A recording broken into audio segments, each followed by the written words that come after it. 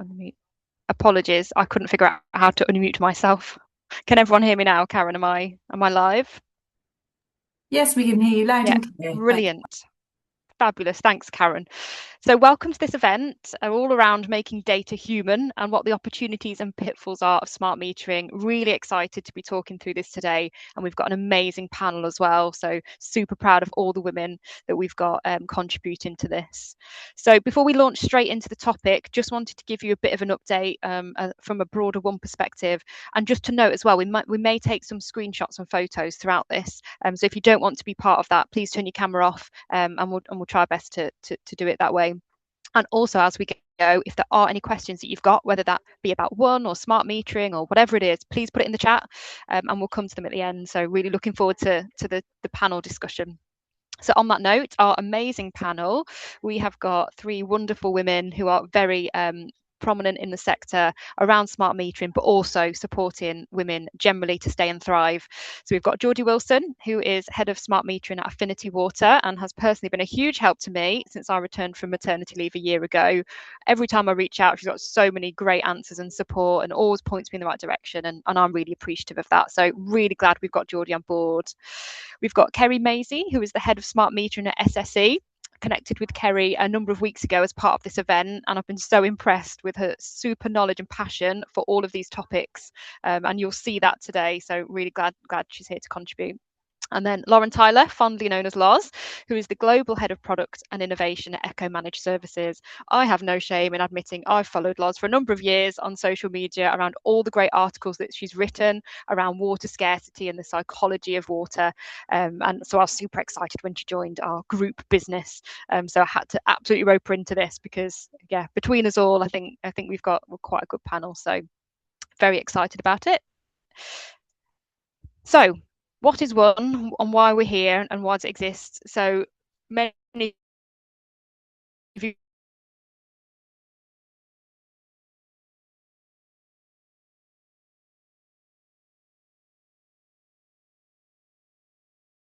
a group of like-minded women came together to address this, and everyone that's in it's now got over 11,000 members, which is pretty incredible.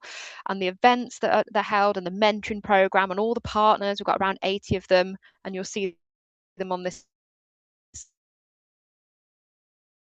slide. It's just grown and grown, and to see that support in the sector across energy and water, joining and being part of this, and also our partners for supporting and stepping.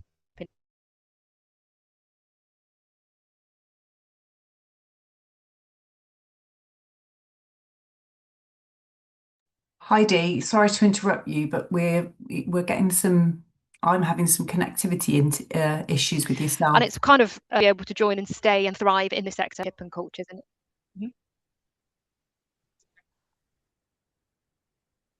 can you hear me at all? Yeah, it looks like you're having some connectivity issues though, Heidi. So I don't Can know anyone whether hear me? Have I dropped out? Heidi, can you hear me? Okay, sorry everybody. Heidi, I you're very can. Can you intermittent. not hear me? Yeah, you're very intermittent. It looks like you've got some connectivity issues. You keep dropping in and out. Oh no. Has it stabilized at all? It seems okay at the moment, so we'll keep going. Okay. Maybe that one of us might need to share the screen instead. Okay. Let me know if it drops out again. Will do. So from a WUN Events perspective, we have loads of different things, and please have a look on our website to see in more detail what we do. We will be at the NEC in Birmingham for Utility Week Live on the 19th and 20th of May. So please come and speak to us and engage and be involved. Our mentoring program has really grown and we're really proud of it. We've got over 200 fantastic experienced mentors. So please have a look on our website and sign up, not just as a mentee, but as a mentor too. We're always looking for both.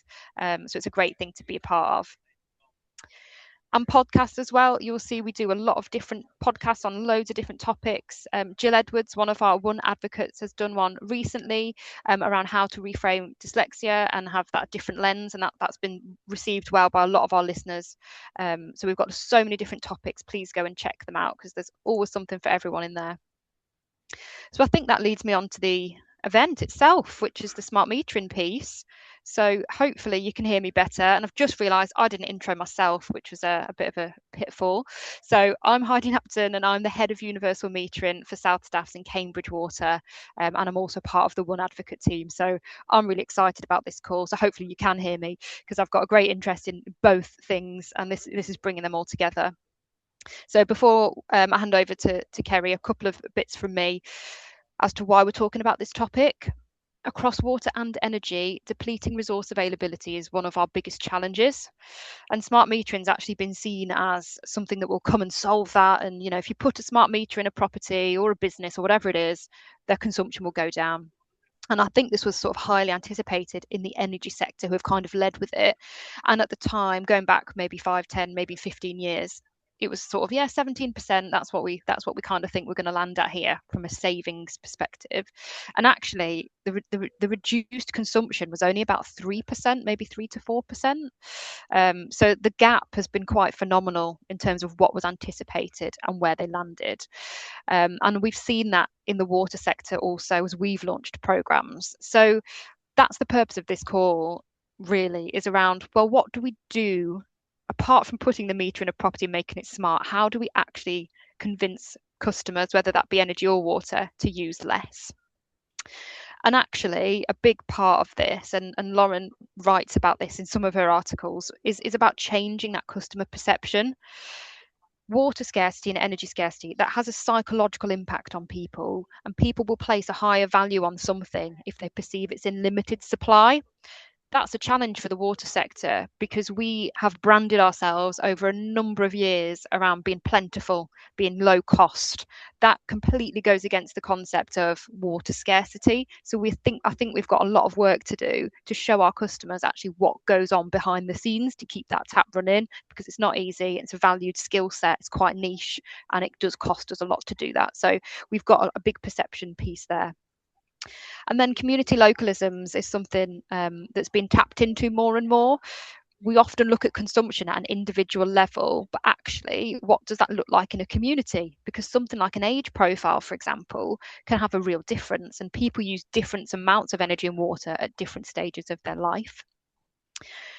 And then the final 2 points are kind of around, well, household usage can change over time.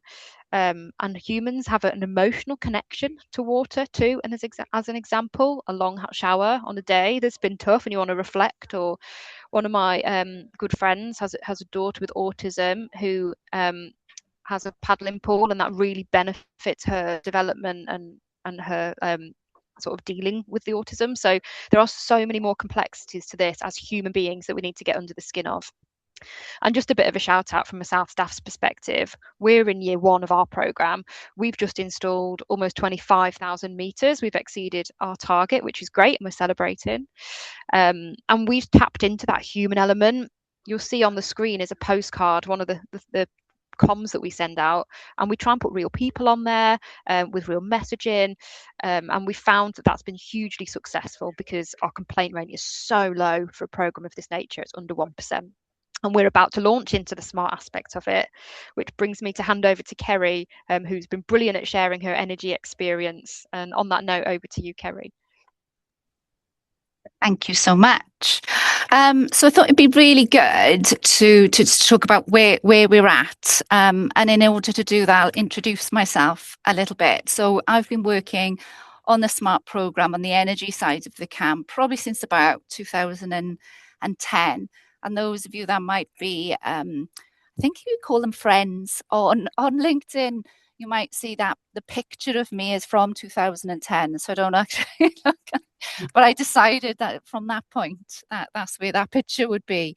But it's amazing because, you know, I've worked across British Gas, Drax, and now at SSE, and just seeing some of the names pop up of people that I've worked with over the years is just really great, because it's all of those people, all of those women that have made some of these numbers happen. So back in the day, believe it or not, there was no such thing as a smart meter. And there was a huge technology change as much as anything else. But now we're up around the 40 million meter mark across the whole of GB. We've got 65% of our energy meters now are smart metered. There is a discrepancy between domestic and non-domestic, and I'll speak a little bit about that in the later slides. And non-domestics tended to have gone a lot later, so I think that's something to bear in mind when you're thinking about your rollouts and how those two things mesh together and where they are separate. And then at SSE, we're doing particularly well. We've got 75% of our meters now are smart and 90% of them operating. And again, those two metrics are really important, especially the latter one over the last couple of years. So I'll talk about that in a second. So if you can move to the next slide. So yeah, and I say battle scars because it really has been a battle to get to those kind of volumes. The smart metering rollout for energy started really in earnest, as in like talking to customers about it and moving away from that, how do we physically build a smart meter component, from probably around about 2013. And originally we had SMETS1 meters, and the difference with SMETS1 meters versus what we've got today, the SMETS2 ones is, and I really struggle with this word, they weren't interoperable. That's it. That's the dyslexia there. I really struggle with that word. But what that meant was customers couldn't move between different suppliers once they got this smart meter. And from that human behaviour, engagement in their meter perspective, that really became quite problematic for us, and just generally with the media as well. Non-domestic started this rollout around about 2019. Luckily for us, we went straight with SMETS2 because we were later. So there's pros and cons about that need to be considered. And that meant that we were centrally connected, and that meant that as those customers moved, they kept their meter working. So the original challenges, and number one challenge, and probably still is to a large extent the challenge, is around awareness and engagement. And Heidi, was interesting, you were saying about how almost like the things that your company has been talking about and the values your company has held. So from an energy perspective, we were very much about how do we not talk to our customers? As in, how do we make it as easy as possible? Because energy isn't very interesting. Nobody really wants to talk about it. And a good customer service is a really low effort, low engagement model to, oh my God, we need customers to understand their energy, to talk to us about it, to have time of use tariffs, to really work with us. So that was a massive change, just company culture wide. But getting customers to understand what a meter was in the first place was a huge challenge. And then how to actually start using their data and interacting with their supplier and seeing us as something that wasn't as negative potentially as was perceived before. We had all sorts of technical issues, which meant certain customers weren't eligible. We had keep warm paths then, try to engage customers, but then hold them back. That was really tricky. Engineer skill sets meant we couldn't go out to all of the customers across the whole country or where there are specific meter types as well. That added to the complexity. I mentioned about the media and the myth busting that we needed to do around that. There's lots of negativity about smart. They're watching us, and you'll get that from a water perspective as well. People knowing I'm having a shower, that tended to be the one thing that they said. So I'm sure you'll get that too. And then internally, culturally, from a regulations project, that people kept seeing as a regulations project, so something we had to do, rather than really understanding what does this mean for our customers? What does this mean internally and culturally that we need to change in order to really shift from being we send you a bill to we support you with your consumption and reducing that consumption. So driving that behavioural change as well for our customers to think, I need to do something in order to benefit from these meters, not that they just put on the wall and now I magically sort of benefit from them as well, became part of that story. We started talking about tariffs as well, and then different tariffs suiting different customers, but some of the benefits were quite low, sort of £5 a year kind of benefits, So how do you sell that? Disruption, and for us it is disruption because you have power downs for the electric, we have to get into your property, so that became a bit of an issue for us. Some of the political noise around energy security and net zero dragged us into all sorts of sort of government conversations as well, which lent back into that whole negative media. And then using devices like the in-home display and the connectivity of the in-home display with the meter as well, that added another challenge. So lots of battle scars from all of that. Like I mentioned, lots of great people on the call that helped with those. But the one key thing that helped was understanding it from a customer perspective and start moving away from that regulatory piece. So our next challenge now is smart. Everybody knows what a smart meter is. A lot of that's thanks to Smart Energy GB as well. We've done a huge amount of external work for us. Then time of use tariffs are becoming more of the norm. So it's more about how do we keep those meters working. We've got a huge amount of technical change to keep them. We've got long range radio that we're moving to 4G because of the connectivity issues. We've got 2G sunsetting and moving to 4G. So there's lots of technical issues that are keeping me in a job for life, I think. And some other people on the call I can see. And then how do we get to 100%? Because we are using 4G ultimately, we may need to use customers' broadband as well. So there's lots of new technology coming along to enable all customers to be able to benefit from the new tariffs that are there. And then it's just generally about that affordability, because as we're installing these meters, we're understanding it's not just about the meter. It's about, can you have a battery? Can you have solar? And at the moment, the people that are benefiting the most are the people that can afford that technology. So we really need to think about it from a vulnerability and affordability perspective as well, because there will be winners and losers. And unfortunately, the losers are the people that actually need to benefit the most from smart meters. So we really have to think as an industry, how do we encourage that?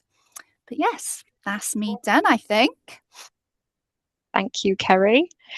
Really useful summary of the energy world there. And then swinging it back to water again, going to hand over to Geordie. Yeah, thank you, Heidi. So at Affinity, as you can see on screen, we've just started our smart metering journey, and I'm really pleased and proud to announce that we've installed 100,000 meters. So again, that's something where last year we didn't think we'd be at that place, and a real cultural shift in the business to deliver such a strategic program. As we've scaled our delivery, we've remained really focused on customer awareness and engagement, and we really wanted to reflect that in our service in terms of the metrics that we provide from a customer perspective. So again, pleased to announce that we've got 0.6 complaint rate, which is fantastic, and delivering our normal metering programs in AMP7, this was something that we thought would be completely unachievable. I think also that point reflects kind of the people behind the program. So as you can see on screen, there's some of the smart metering team whose collaboration, resilience and commitment have made all of that possible. And these are some of the qualities that I think one champion across the network and the utility sector, which I just think is a great call out. So reaching 100,000 meters for us has put us in a strong foundation in terms of the challenges ahead. And Heidi, if you can take us on to the next slide. I just wanted to cover some of this. So some of you know the water industry is facing fundamental challenges around engaging customers, increasing awareness and delivering real demand management benefits in terms of reduction. In addition to that, we've also got the complexity of behavioural change. And at the same time, we're having to navigate multiple regulatory and funding pressures, integrating new solutions with technology and legacy systems, and then also different platforms in that space as well. So for me, this is really important, and hopefully this will come up in some of the conversation today and we can discuss some opportunities in that space. And I think the call out from me here is exactly why we're on this call, and this forum is so important, because we require strong leadership, collaboration and diverse perspectives to make this successful. And I think I'll now pass over to Lauren. Thank you. Hello, everyone. I'm Lars. So my background is in human-centered innovation. I spent 6 years in leading an innovation team at Southern Water, and for the past few years have been working across AI, and I'm now a global head of product for a billing solution called Aptima Echo, which is water specific, so staying in the industry, which I've developed a deep love for in all its complexity. So I will try and stay contained on this topic because Heidi knows that I can get carried away a little bit. I think I wanted to start just with sort of framing this as needing a human-centered perspective. So in any industry, you get sort of that industry bias, but we all know that nobody in the UK thinks about water consumption as much as the people on this virtual call. So sort of keeping that in mind, there are complex citizen lives that we need to try and operate within. So I think it's about asking the right questions and challenging some of the assumptions that we hold within the industry about the drivers of behaviour, levels of awareness, and again, sort of landing ourselves sort of in the context of citizens, because it's a really changing picture. So we've got cost of living pressures, and part of that is obviously the cost of water increasing. Now, as Heidi mentioned, historically, it's been very cheap as a resource, which I think has affected the value placed on it. But I've not heard about the cost of water more than over the last few months amongst sort of family and friends. Obviously, a lot of that's perception, but that kind of perception of cost and sort of how that contributes to broad household cost living pressures is something that we need to be really mindful of and design for. As Heidi said, I think there's an assumption that I hold, or a hypothesis that sort of I hold around life stages and an aging population and to what extent that affects consumption. We don't know, I don't think, a lot about that, sort of what that means as a contributing factor. But it's interesting, like as a mother of two toddlers, I can tell you that my consumption has dramatically changed over the last 6 years, and my behaviours with that. How much can we affect those things at different life stages, or what interventions will be effective when someone is going through sort of changes in their broader life? It's something that, again, we would, I think, benefit from being sensitive to. And there's an overlap here, I think, with debt and vulnerability, where there are kind of increases of vulnerability across the UK population since COVID. What does that mean for stress and contributors to behaviour, coupled with that decreasing trust in institutions, including water, which we know, and sort of central government research has evidenced that, sort of that decreasing trust. So it's not sort of kind of paint a bleak picture, but I think that kind of citizen landscape is really complex, and we need to cut through a lot of noise if we're to land some of this messaging and try and affect behaviours in an effective way, which is why I will come on to sort of data and sort of how we learn more about our customers. So I know there's a lot of coordination going on around the Water Efficiency Fund and sort of how we can collate a lot of the insight that's held across different water companies separately, and how we can kind of create more insight centrally so that we can all benefit from that understanding. And I know that the sector is incredibly good at engaging academia and sort of behavioural science specialists, which is really exciting. So there's a lot more energy in this space. But when I was kind of writing a few thought pieces in 2024 during redundancy, because that's what I chose to do with my time, I came across some really interesting research that demonstrated the sort of global lack of understanding across perceptions of water, value placed on water. And I thought that kind of breaking it down in this way was really interesting. So what you can observe, so physically seen or measured characteristics, which house, property characteristics, for example. Like, I think the industry is getting really good at collating and holding some of that data and attaching it to accounts. Maybe less so on things like latent drivers of behaviour. So it's more inferred, it's more subjective, it's attitudes to water saving, its importance like placed on gardening and the look and feel of a garden. All of those things like dramatically change the way that people will behave and use water, especially those sort of outside spaces. So do we need to be collecting more data around attitudes, value placed on gardening, awareness of the value of water, perception of behavioural control even? So do people feel they can even affect their consumption? Do they have the means or the capability to do that? I think a lot of this data is at the moment kind of not collected, and so that understanding at sort of a household or an individual level, that I think the awareness is quite low, and that insight at a behavioural and psychological level, I think, are the kind of key enablers to any of this change. So a lot of this is kind of the fundamentals of behavioural science, which I'm sure many on this call are sort of interested in and well versed in.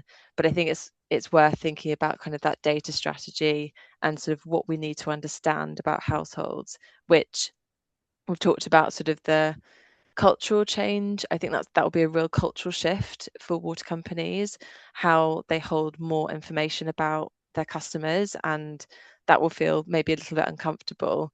So I wanted to kind of end with a few organizations that are kind of operationalizing behavioral science and have been for decades, and are really affecting behaviours because of those changes in capability and what they understand about their consumers, their customers that they serve. So as kind of a last message, I guess, these organisations don't rely on consumers making rational choices. They design environments where the default behaviour is the one the industry wants.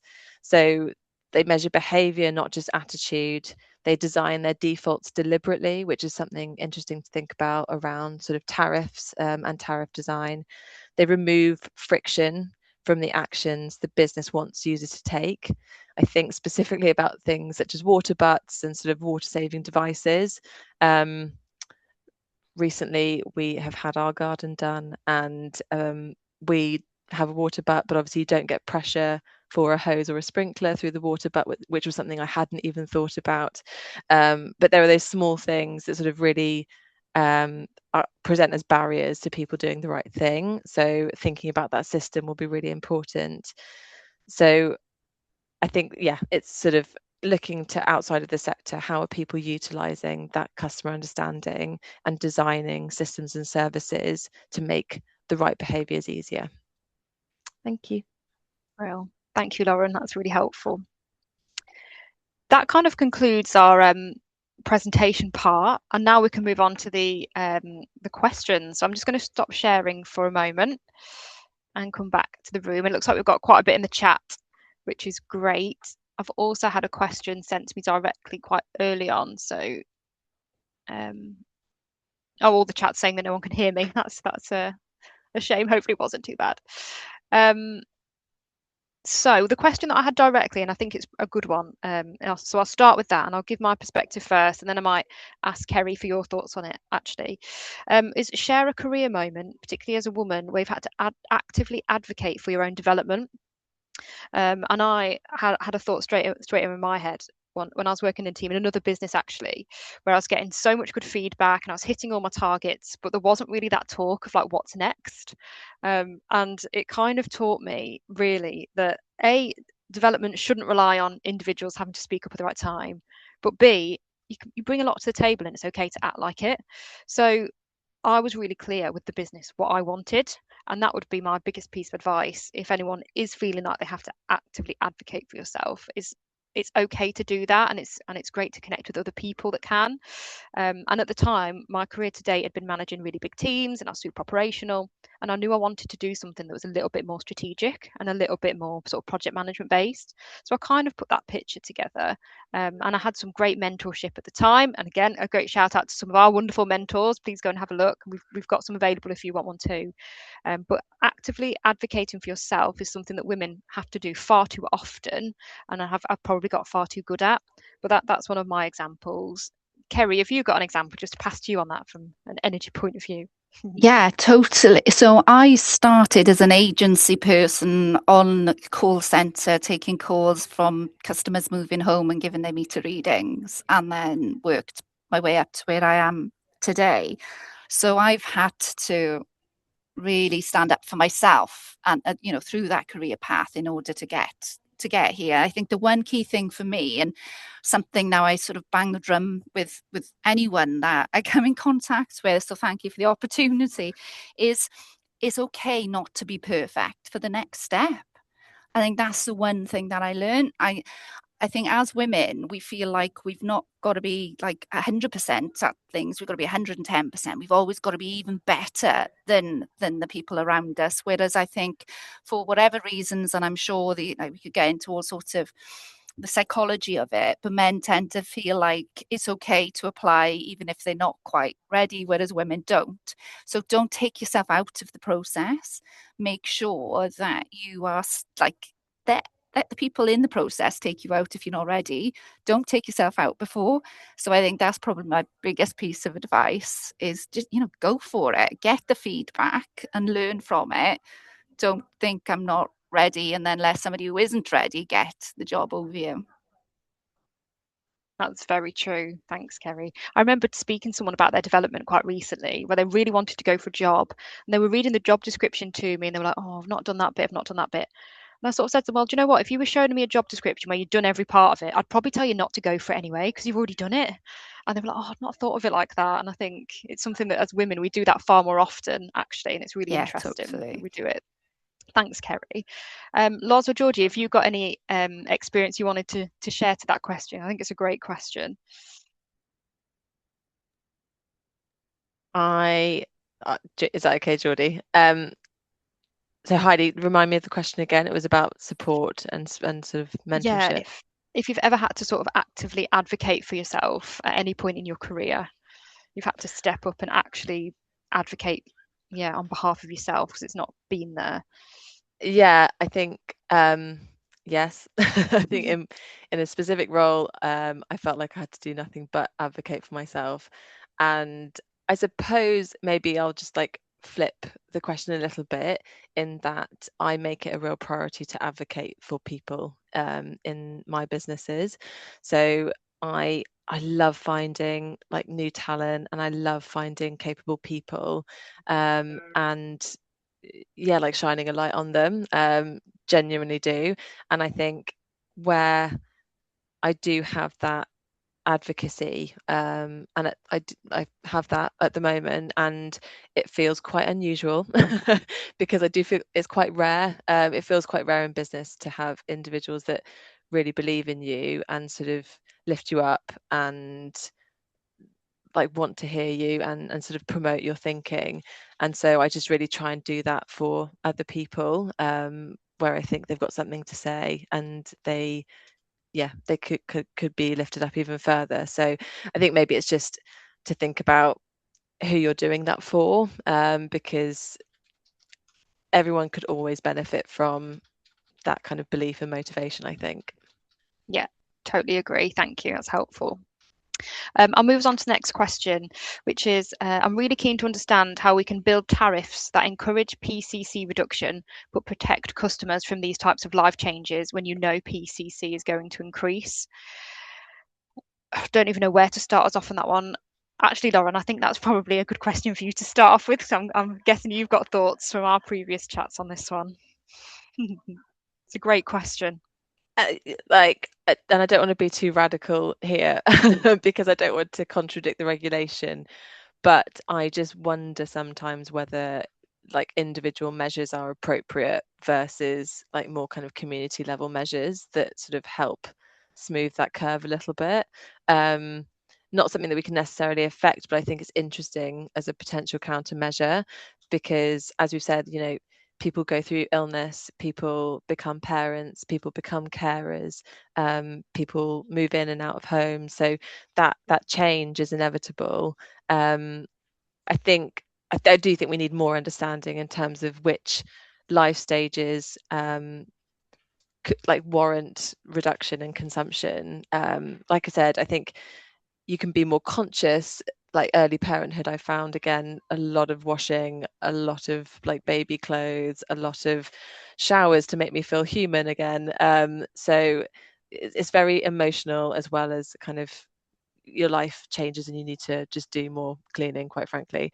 So it's interesting just to think about how useful it is as a water company to be labouring quite tactical water company messaging around, Yeah. you know, using one thing over another, when I think that household is just not willing to hear it. So the more targeted we could become through that insight around life stage, I think it will just make us more efficient in how we use our communications and messaging. Yeah, totally agree. Thank you. And Kerry, is there anything you'd add to that from an energy perspective? Sorry, I'm trying to answer the questions and try to find my mute button. So no, but I have picked up on on one of the next questions, if that's okay, Heidi. I think it might Yeah. be worth going into. We talk about the question is, we're generating huge volumes of data from smart meters, and what's the most common barriers? I think the most common barrier is just to link in what Lauren was just saying, is just physically how much data there is, and how do you take all of that data and make it meaningful. So in those different scenarios, the life changes that people go into, the human side of it, how do you make it relevant, and then how do you commercialize it as well without, to my point earlier on, impacting vulnerable customers, impacting affordability. I think there's a real conundrum about trying to work all those out, because we all work for commercial businesses. So there has to be a benefit to these things. And I think sometimes us internally, we just see all of this data and just like, what on earth are we going to do with it? If I can put my head above like the energy industry and just think more broadly, there's some changes coming along with smart meter in more general, is accessibility of our data to everyone, not just to the energy companies, but to everyone. Because my favorite story, and sorry, I'm going off on a little bit of a tangent, was Nike watches. They started getting tons of data from people running around and all of that kind of stuff. And they, what are we going to do with this? And they opened up that data, obviously protected and all of that kind of stuff. But and someone looked at it who owned a little drinks van in Central Park and went, I can see where everyone stop as they run around. And this little drinks van, they started making a huge amount of money. So sometimes, although internally we might not be able to make money from that, I think as humans, again, as GB, as however broad you want to go, that's sometimes where that is connecting those different pieces together, and not sort of like holding on to the data yourselves, because equally that'll work the other way around too. So I'll get off my soapbox. I get quite excited about that bit. I love that. I love the example of the ice cream van. I think that's really powerful and definitely brings it to life. Geordie, what about your perspective on that? Because you're sort of slightly further ahead at Affinity in terms of getting the data in. What's your experience of barriers of turning that into something? Yeah, so albeit we are slightly ahead, we still haven't been able to share that with customers yet, as I mentioned yesterday at our CCW event. So I think for me, it's probably technology and the integration with all of our different systems and platforms, and enabling our kind of contact centers as advisors, as an example, to be able to understand that, have a clear understanding of that, and having great conversations with customers that are more targeted to them. And their personas. But I think we've still got a long way to go in that space in our organisation. But I think collectively we can do more as an industry to help one another, and especially talking with the likes of Kerry from an energy perspective as well, kind of how that's worked for them and kind of the learnings that we can take from that. Yeah, love that. Thanks, Geordie. And actually, there's another question here that might pass to you too, and I can give it a good stab first. Is as we move into AMP9, what does good look like for smart metering beyond installation numbers, and how should companies be evidencing real demand reduction and customer benefits off what? And actually, I'll pass that one to you, Geordie, in a second. But I think there's a couple of things we've done at South Staff's Water that's tried to think beyond the number we put in the ground of meters, and one of those is we've been really mindful of our offering to customers who are on our priority services register, for example, and we've put a load of extra care in and really made sure that we are approaching the customers who need extra care and actually been able to give it to them, whether that's an in-person home visit or talking them through their requirements in a bit more detail and been able to give that to them. So that's something we've been quite proud of, and that's something quite unique, I think, in a sense. And then the other part of that, and Loz has talked about it before, is measuring that PCC, but at that community level, really tapping into some of those uniquisms of different areas, and even getting down to things like faith communities and what that might look like. So we're definitely mindful that, yes, we're installing X number of meters, but here's all the things we're trying to do as well. I don't know what your take is on that, Geordie, because your program's been up and running. Yeah, absolutely. So again, albeit we kind of haven't released that information to our customers yet, I think from my perspective, when I was kind of first brought in to run the program at Affinity, I said, this is all well and great, but if we're just installing meters and we're not doing anything with the data, then we're kind of really missing the benefit there. So I think from my perspective, we're doing similar activity as you, Heidi, in terms of our PSR customers. And at every opportunity, every business process we have, it's around offering a meter to a customer to kind of break that nervousness around a meter and kind of build that into all of our processes. But I still think there's more we can do. And I don't know, Kerry, if there's anything that you can share from an energy perspective as to how you got through that within the energy sector. The habit of looking for the mute button in completely the wrong place. I think we had and still have a huge amount of support from Smart Energy GB as well. That's really helped us with that side thing and then targeting the different customer groups. But it's, you know, as you're saying it, I'm sort of smiling to myself a little bit because it's not something that we've massively been able to fix. I think that whole, and that's sort of what I was trying to get at with that, my little box in the middle about the regulatory change. I think culturally, internally, we have to advocate for smart, as well as something that can be leveraged, not just get it on the wall, get the numbers and move on to the net because there's a target. There's a real drive to do that. Again, we work for commercial businesses, it's all about budgets.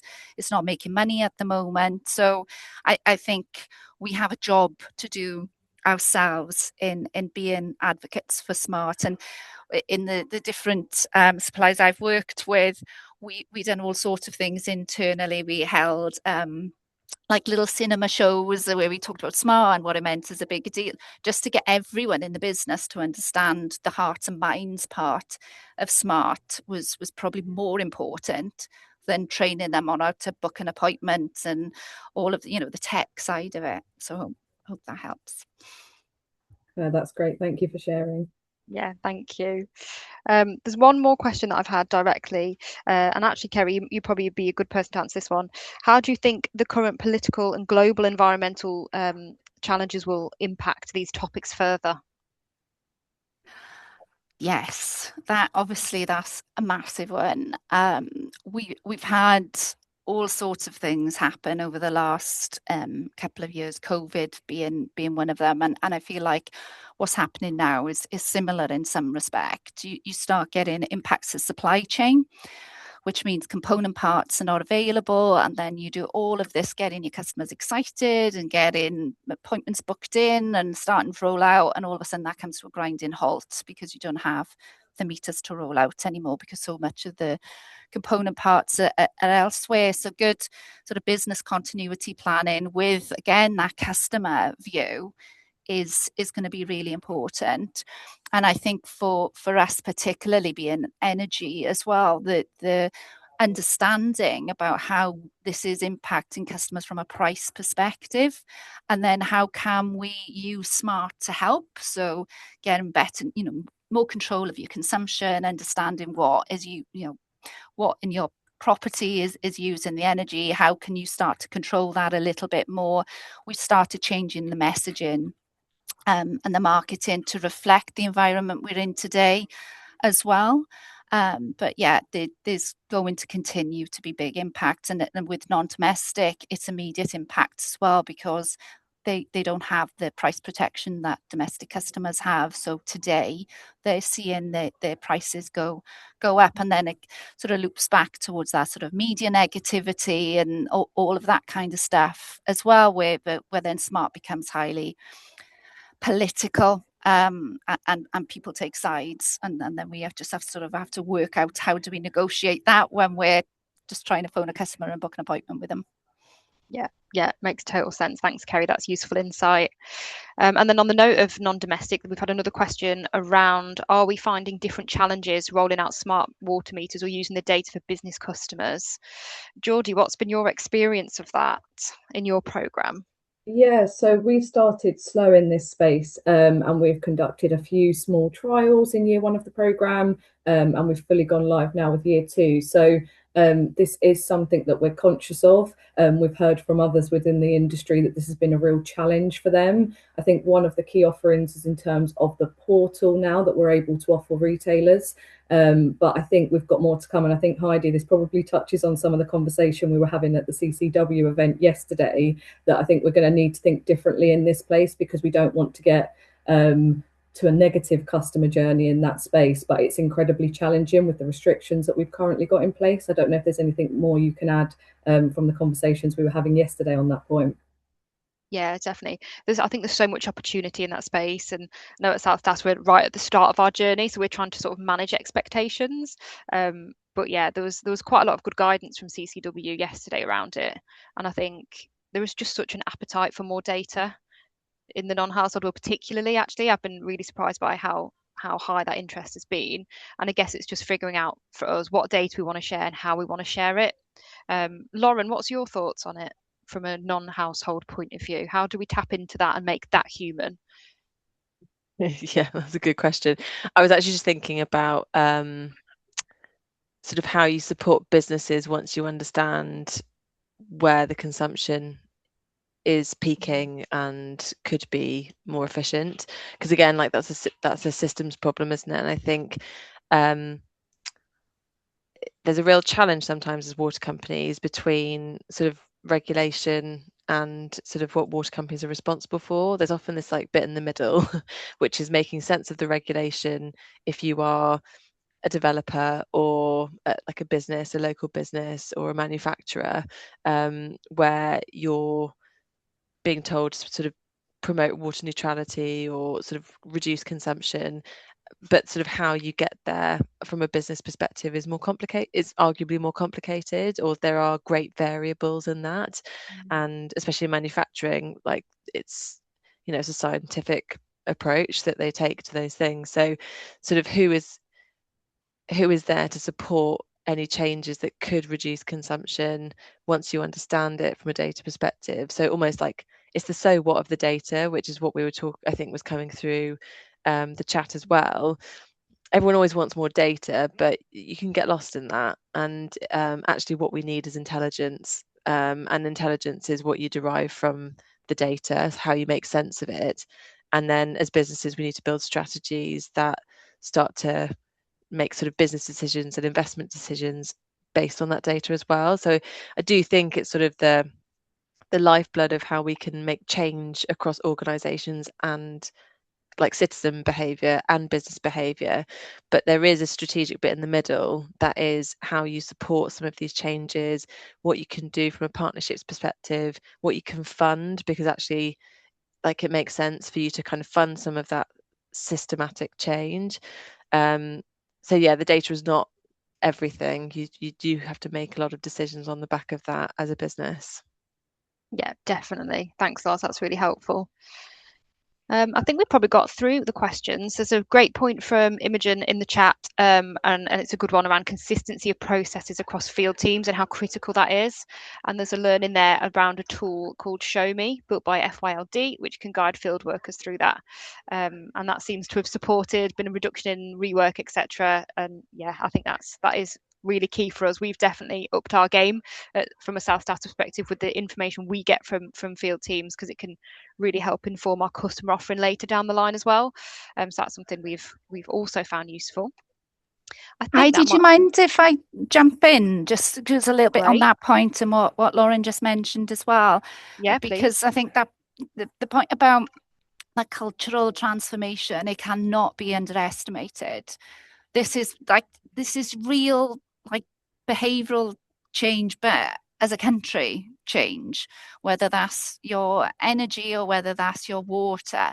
And that's why I've loved working in Smart, because I can connect what I do and what my team does to net zero, and to that why, the morals of doing what we're doing is so important. But in doing that, I feel like I have responsibility to have, whether it's written down or whether it's in my head, a comms plan.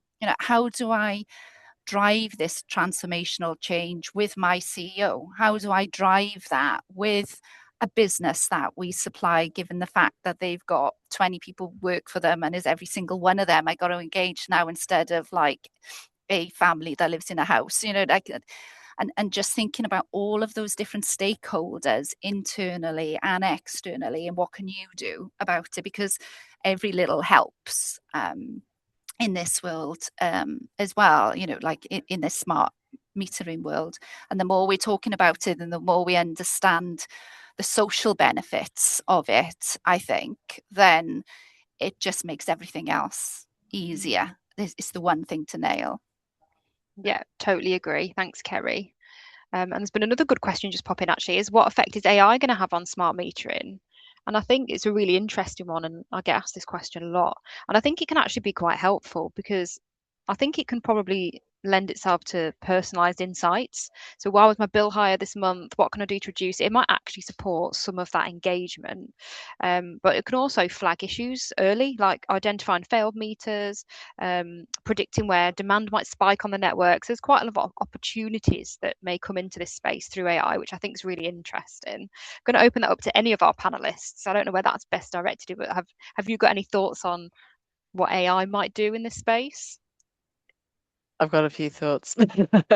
In the world of software, obviously. So yeah, I think it will help surface the intelligence that we're looking for. So I think, again, we need to ask the right questions of the data and sort of use AI to support the modelling of that. But I think that kind of understanding around behavioural patterns, all of that can be enhanced with AI tooling, I think. And like you said, I think a lot of it's being used now and deployed now, but sort of more timely and dynamic communication. You still have to think about where and sort of how you surface that in the world of the citizen, I think, and that's not something we've answered yet. But that sort of dynamism and personalization is obviously like enhanced by that. I do think we have to sort of really intentionally design in the human element though, and retain the human element where it's important. So it's definitely not sort of a one size fits all, I think. But there's absolutely a place for it as a multiplier, I think. Brilliant, thank you. That's great. That probably brings us to the end, actually, which has been wonderful. Thank you all so much. I'm just going to reshare a link. Hopefully this works and everyone can see my screen. We've really appreciated your attendance today, and we love engaging with you on events like this and across all the broader things we do at WUN. Please join us as a member if you're not already. There's a QR code in the bottom left. We would love to see you more, and it's some of the materials we offer are hopefully quite useful, so please do join us. And I think Karen's been popping it in the chat too, but we really want your feedback as well on this event, so please give us that also. But yeah, thank you again, and also to our amazing panelists who've been super helpful and engaged throughout this whole process of pulling this event together. So thank you for your time too. Thank you all. Thank you. Bye.